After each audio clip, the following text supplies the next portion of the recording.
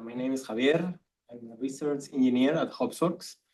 And then today I'm going to talk about how to build AI systems with an LLM chatbot. So we will see how to use LLMs to generate code, and then also how to use them to actually build the AI systems that will use this code that is generated by the LLMs.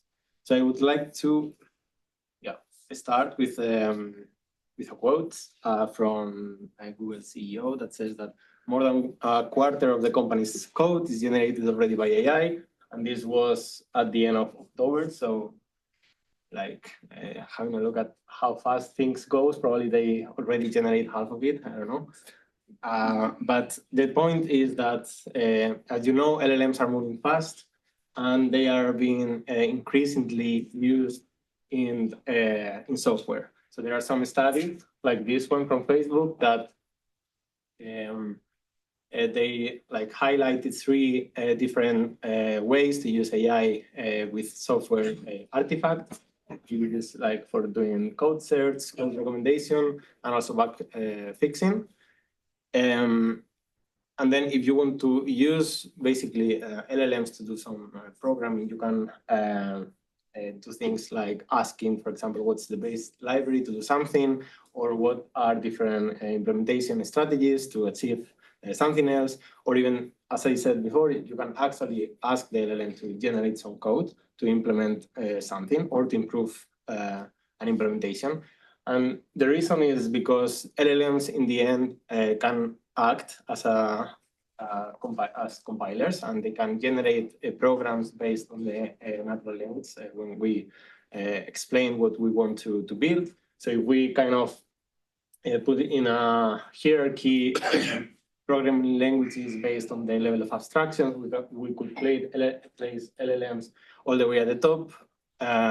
That's saying that basically you are almost abstracted from everything, and you just say what you want to implement, and then the LLM will do it for you. So then at this point, it makes sense to ask ourselves which programming languages are more efficient, for example, when asking the LLM to generate this code. And there are a couple of features that makes the programming languages more easy to be generated.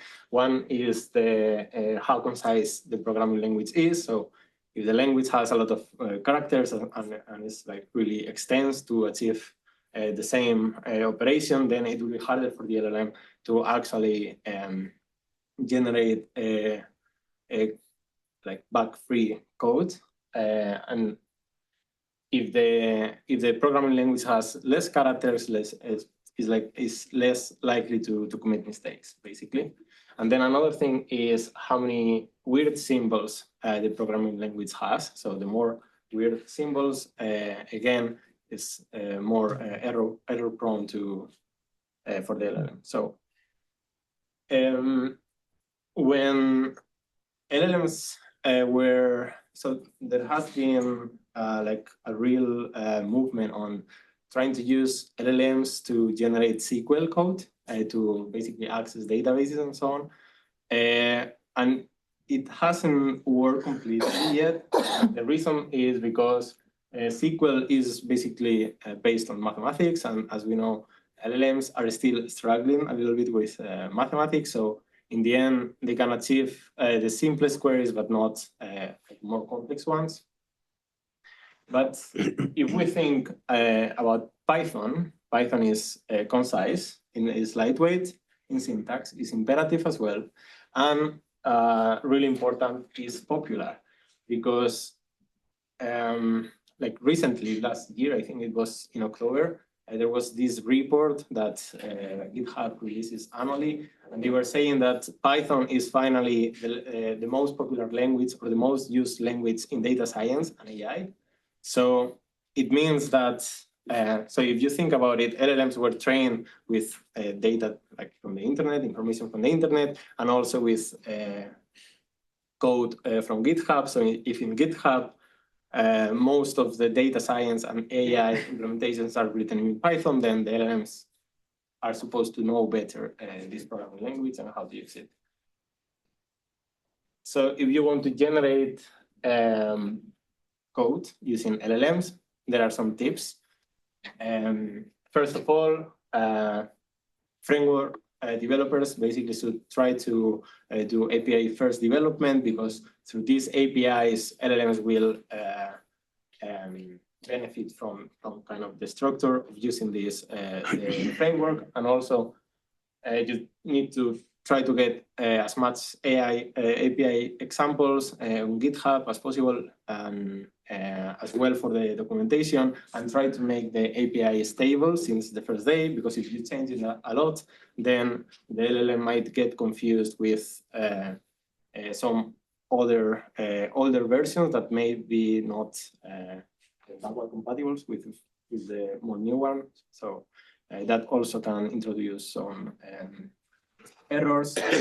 And then it's important to have in mind basically that the LLMs in the end are not trained on your code, on our code, but so it has like a notion on how to write Python code, for example, but when it comes to specific frameworks or documentations or examples, you can also leverage like retrieval augmented generation and try to extract specific parts of documentation of a framework that is, for example, indexed in a vector index.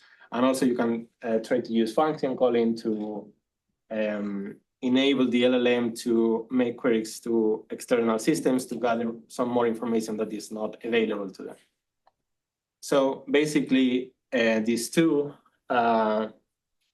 capabilities will help LLMs in the end to generate more efficient code and like more bug-free code and so on. So far we have seen how to tips for how to use LLMs to generate code, but what happens when we actually want to build an AI system? How can we actually use the LLMs to build these systems? So first of all, machine learning systems are quite complex. Like there are a lot of different data sources. Also, data is consumed in many different ways at different speeds. You have streaming pipelines, you have batch pipelines that run periodically, and also the data can have like many different types and schemas and so on. So in the end, when it comes to converting raw data into predictions in this journey, it's a bit kind of bumpy, and you will end up having some kind of machine learning pipeline jungle that is trying to implement all of these operations that are needed in between raw data and predictions. So you will need to do some data cleaning, pre-processing of the values. You need to extract features from the different sources. You might want to generate new features that are not extracted directly from the data sources, but maybe they are product of combination of some other features and so on. Then, of course, like you will have to train the model, and you will need to deploy this model so it can make predictions in an online manner and so on. So all these things end up in this kind of machine learning pipeline jungle. So we need to look into ways that makes building this kind of ML systems more like easy or efficiently. And one of the approaches is to use what we call FPI pipeline architecture, which is basically a classification of pipelines into 3 different categories: feature pipeline, training pipeline, and inference pipeline. And if you try to build this system, machine learning systems using this architecture, then you will, in the end, you will get your machine learning pipelines more organized and more modular and composable. So if we have look these pipelines a bit deeper, and the first one, the feature pipeline, takes as input raw data from the data sources, and then the output would be curated features, features that are already like clean and good, and also labels, which is basically features that is basically the target that you want to predict. And then for the training pipeline, the input would be a selection of these features and labels, and the output would be a trained model. And then for the inference pipeline, you will get as input model and features, and then the output will be predictions, right? So in Hopsworks, we provide different abstractions to try to make it easier to build systems following this architecture of the three pipelines. And the main ones is the feature group and feature view. That feature group can be seen as kind of a table in a database, is where you write data, basically. So in the feature pipeline, you will do some data from your data sources, and then you will put them in a feature group. And then we have the feature view, which is basically a selection of features it can be from the same feature group or from different feature groups. It's like you can think of it as a SQL query kind of, or a selection of features. And then you will use this one to basically read the data, and also so in the form of feature vectors, or you can generate training data sets or read training data sets. So these are the two main ones. And in the feature group, when you specify your features, there is one type of feature which is embedding.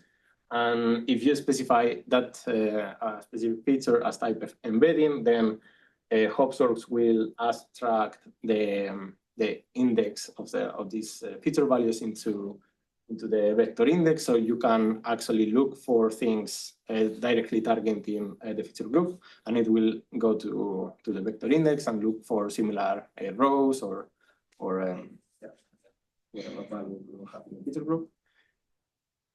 And basically, the only point that I want to make here is feature groups are used for writing and feature views are used for reading.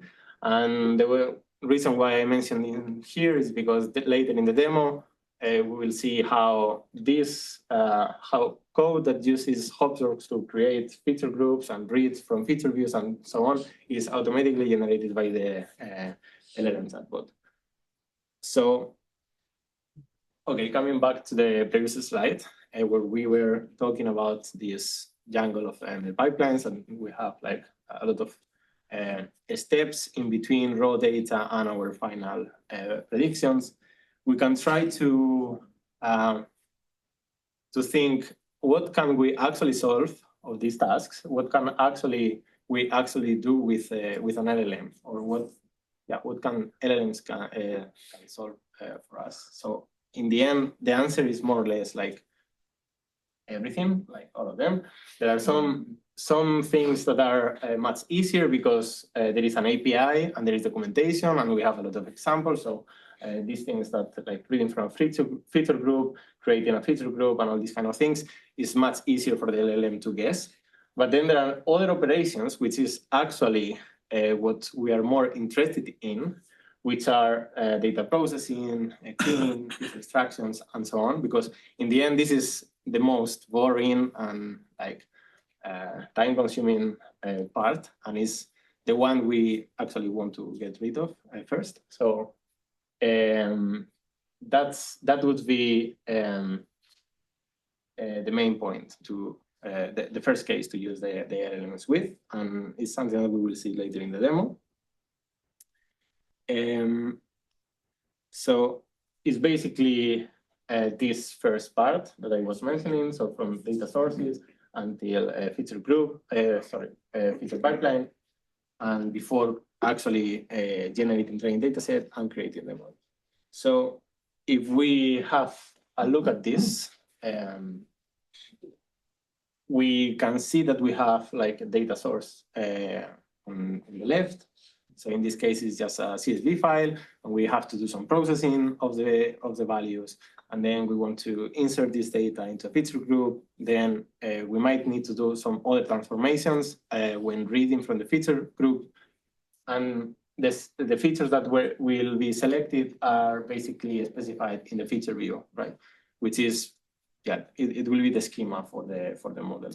So here, the first types of transformations can be referred to as model-independent transformations because they don't depend on the model. So you basically read data from data sources and do some processing and transformation, but it doesn't matter what model you want to train after later on.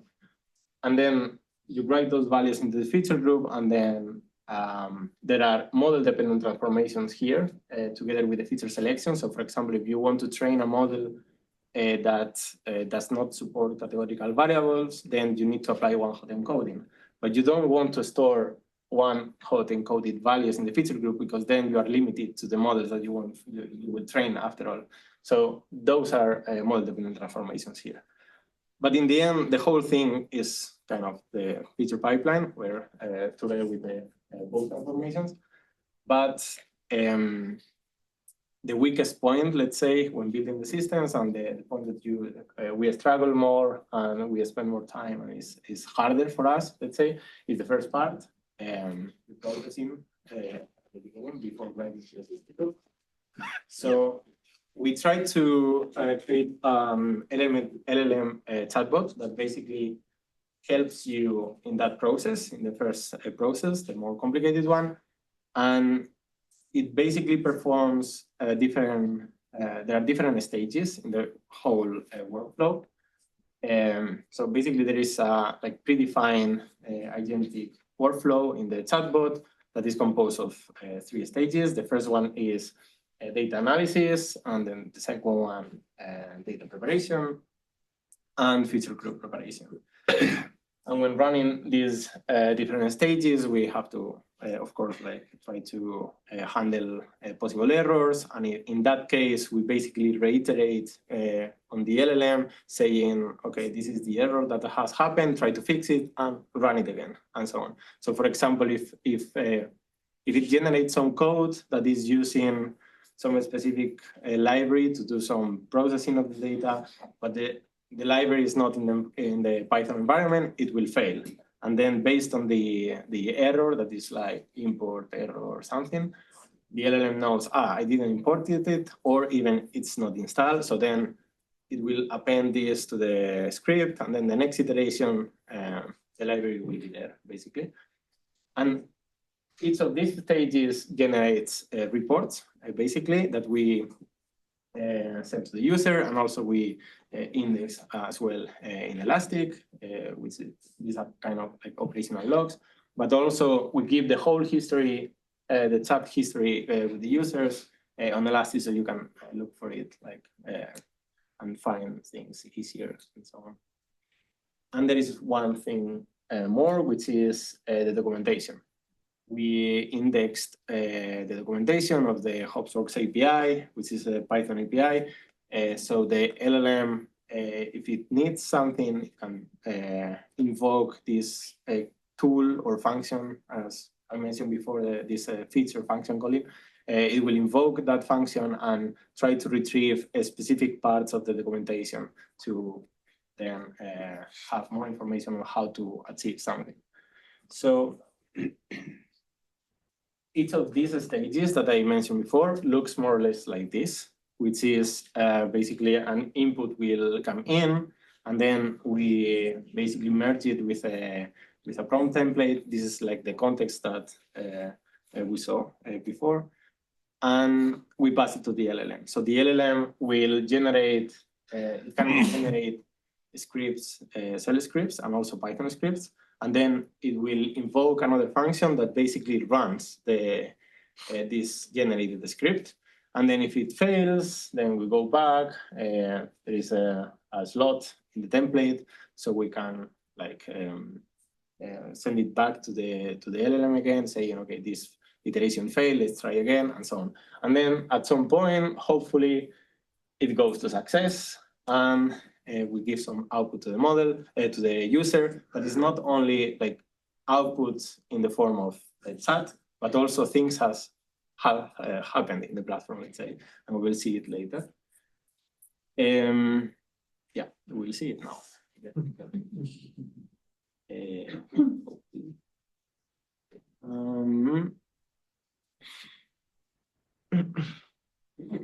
So I have this.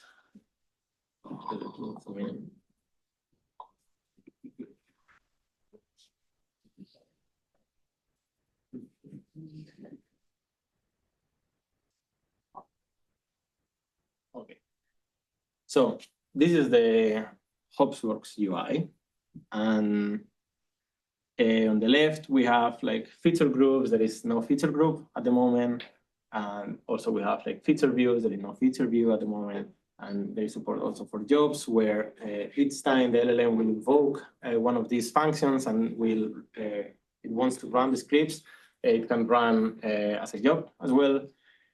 And then there are actually deployments. In this case, we are running this LLM chatbot as a deployment within the platform itself. So we will be reaching the endpoint of this deployment and direct access with the platform. So we have here on the right, the chatbot UI, and we can basically come here and say, create a feature group from this CSV file. And then we can attach a file.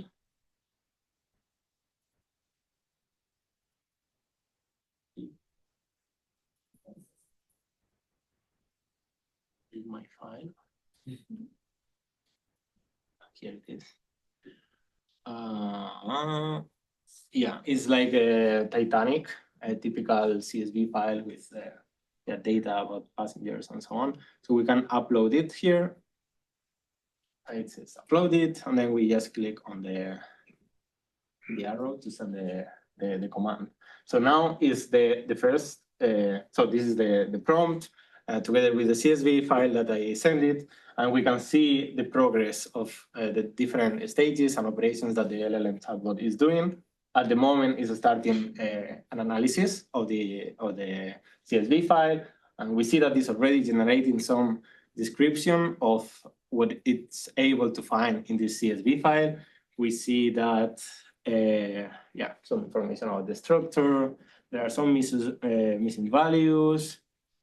Eighth column, for example, here, eighth column has 177 missing entries. Unique value counts, and then information of each of the columns that it found in the CSV file. It's obviously like, it might be incorrect because it's just a CSV file, it's the name of a column and then values, but it's guessing all the information and the meaning based on the name of the CSV file, the name of the columns and the values, and then it's trying to kind of make sense of each of the features. So we have here like survival rates, we have age distribution, and so on. Then we see after the first one, which was data analysis, the second stage came in, which is the data preparation stage. And it also gives some description. For example, here it says one significant development is the introduction of a new feature, family size. So it actually like analyzed the CSV file. It's still doing things. Okay. So basically, it was reading the CSV file. It looked at the columns and say, okay, wait, it's maybe a good idea to create a new feature from these other features, and then use it for insert it in the feature group and use it in the feature. So I'm trying to kind of interpret this on the way, because it's something like you don't know how it will answer, right? So I need to kind of find things, but yeah, basically we see that it's creating a new feature. The pre-processing steps include, so it was filling some missing values for critical features such as age. So it somehow wanted to add some to fill the null values instead of just removing the arrow, the row. And then after the data processing, the third stage came in, which is the one that was creating the feature group according to that schema and then inserting the data into the feature group. So it says, so it says that has created a feature group named Titanic Passengers. Key insights, so that's some description. Okay. And then something else that we can do is to actually check each of the scripts that was performing. So in the first stage, this is the script that was generated by the LLM. And we can see basically that it's loading the file into a pandas data frame, has some columns here, and then adding some descriptions. Yeah, it's basically basic information of the CSV file. And then if we, then there is a second stage that generated this script. This was again generated by the LLM. And this one is the one for the data preparation. So we can see here, we should see here, yeah, like for example, fill NA, so fill in the null values that it was found in. Somewhere we might see the family size. Here it is. It's adding a new column here, and then it's preparing the context for the feature group, like the schema and some metadata for the feature group. And if we go to the last one, it was this one. Yeah, we can see here, for example, it's importing Hopsworks, which is the Python API to interact with the platform. It has actually let me down because normally there is a main function here. So create pipeline, we go to create pipeline, and it's basically logging into Hopsworks, Hopsworks.login, get feature store, and then it's creating the feature groups in another method, and so on. So basically, as you can see, it's able to use the Python API of Hopsworks, and it's already knowledgeable of pandas and the libraries, and basically knows more or less what to do, generate the scripts, and then use function calling to actually execute the scripts. So if we go to jobs, yeah, this is the job that was triggered to insert the data into the feature group, this one here. So actually, if we go to the feature group, let me see. Is this finished? Yeah, it's finished. It was 1 minute. So feature groups. This is actually a feature group that was created by the LLM. We can see that it decided to call it Titanic Passengers. It added some description in the feature group level. Here we have the features, and it also added description in each of the features, as we can see here, like passenger ID, unique identifier for each passenger, survival status is 0, no, 1, yes. So all that information is just inferred from looking at the CSV file, because we haven't told the LLM anything of this. So it was just inferred, and then it was, the LLM decided to basically, also because of the templates that we are kind of using. It's not just the LLM itself. It's like the whole chatbot implementation. It decided to basically, add those descriptions, which there is no guarantees that is 100% correct, but pretty close, I would say. So, and actually we go to data preview, we should see data here. Yeah, here is the data of the CSV file. So in the end, it actually performed all the actions, and we can see here the data. There are some unknown in the cabin. I am not sure if it's like a null value or it's a valid value. Probably it's a valid value. I don't know. And then the last thing I wanted to show is, for example, if we ask according to the docs, how can I enable statistics computation on the feature group? Because in every feature group, you can basically compute the statistics over time. So every time you insert data, you can compute the statistics to have to track how the statistics evolve over time. So we are asked, let's guess that we don't know how to do it, so we just ask. Let's see what it says. Okay. It was very fast, but there was a moment that it was loading. It says gathering documentation data. That's like the indicator that it was actually going to the vector index to retrieve meaningful parts in the documentation. And actually, the answer is correct. So basically, this is the way you you can enable statistics on a feature group. When you create it, you can pass the statistic config dictionary with those values. And then if you have already created the feature group, it also tells you, you can just set it in the variable and then call API statistic config. And if you want to do it manually, just call compute the statistics. And even feature monitoring as well. Yeah. So yeah, as you can see, we haven't touched any code yet, but we have managed to upload a CSV file, kind of analyze it, prepare the values, insert it into a feature group, and now we are kind of ready for the following step, which would be, okay, how I read it and generate a model and keep going. But this is just the first step. So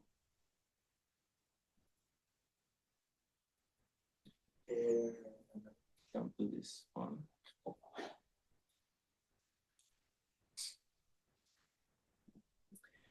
So some conclusions is that, yeah, again, it's good to, even if you are building like any framework or it doesn't matter, or any platform, it's good to have like good documentation and a lot of examples, possibly on like public Git repositories. And then it's important also to try to track if any action that is trying to perform fails for some reason, you can actually iterate and make the LLM actually look into the errors and try to fix it itself. And yeah, you have to evaluate it a lot because answers are not idempotent. So you can, maybe we try again the demo and it decides to not create the family size feature, or I don't know, anything can happen there. And yeah, finally, because it's kind of, is running code that is it generated itself. So we kind of need to know, like wall this code execution, because you don't want this code to be to access things that it shouldn't access, because then you can trick it from the chat. So yeah, those are some of the conclusions. And if you want to learn more about how to build machine learning systems, our CEO, Jim Dowling, is writing a book. And if you scan this code, you can download the first chapter for free if you want. Otherwise, you can look for it in the internet. Otherwise, feel free to join the public Slack for any other conversation that you may want to have, or some questions about this LLM chatbot. So thank you very much for listening.